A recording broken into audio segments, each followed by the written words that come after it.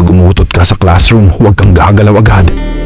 Yung unang gumalaw, siya ang pinaghihinalaan.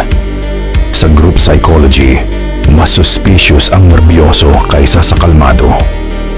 Next tip, kapag may umutot at may biglang tumingin sa'yo, tumingin ka rin sa ibang tao. Automatic maghahanap silang ibang suspect. Isa pa, kapag may nagtanong ng sino yon, huwag kang sasagot. Ang unang nagsalita, madalas na pagkakamalang guilty. Another one, kapag may awkward na nangyari sa classroom at biglang tumahimik ang lahat, may unang magsasalita para mawala ang awkwardness.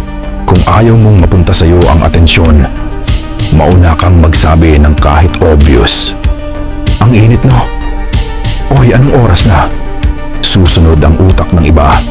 Isa pa, kapag may tumawa sa maling oras, tingnan mo muna kung sino ang tinatawanan ng iba bago ka tumawa. Sa group setting, mas ligtas sumabay kaysa mauna.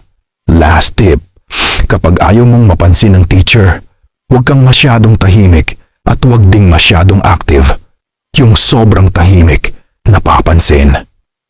Yung sobrang active, tinatawag. Gitna ang safe spot.